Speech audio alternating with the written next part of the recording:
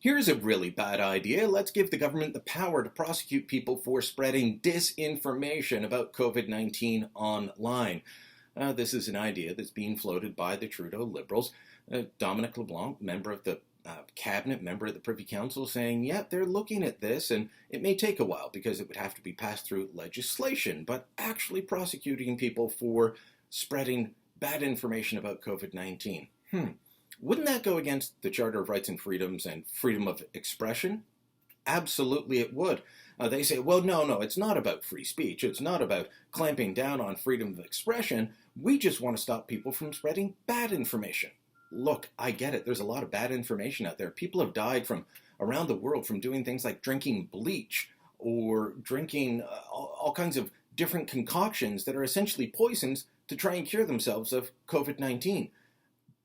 But do we really want to say the government's in charge of what is and what isn't disinformation on this? Let me explain why this is so disturbing to me, not just from a theoretical, libertarian, free speech, civil liberties point of view, but from a practical point of view. You'll remember that at the beginning of this, it was the federal government telling us Canada is at a very low risk for COVID-19 coming here. Well, we've been hit pretty hard at this point, more than 1,000 deaths, more than 30,000 infections. I'd say that we weren't at a low risk. We were told that closing borders wouldn't work, that it would actually maybe exacerbate the spread, it would harm things. And then the government closed the borders and says, we've got to keep the borders closed. Why? To keep us safe. Do you get where I'm going with this? The government is often the source of the disinformation.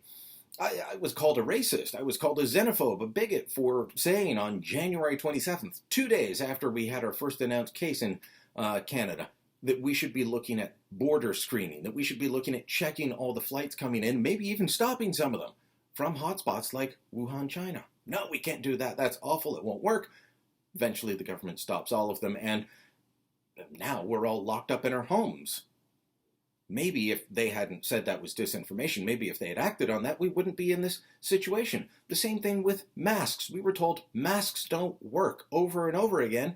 Now our chief medical officer of health is saying she's going to wear a mask when she goes out in public if she can't social distance from people. We can't give the government the power to decide what is and what isn't disinformation. There's a lot of talk right now about whether the coronavirus actually came from the wet market in Wuhan, China, or from a lab. Did it leak out? Now I know there's people that are saying this is a bioweapon that was developed in the lab and unleashed on the world by China as part of a military thing. I don't believe that.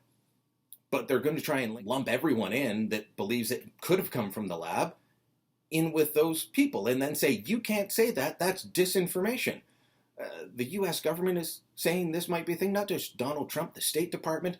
There are concerns being raised about how old this virus is in medical journals like The Lancet. So, look, there's a lot of things we still don't know, and the government wants to control that information. Do you really want to give them the power to determine what you can and can't say about this virus in this pandemic while we're still fighting it? I say no. Let me know what you think in the comments below. Share this video on Facebook, on Twitter, email it to your Aunt Martha. Do what you can to spread the word.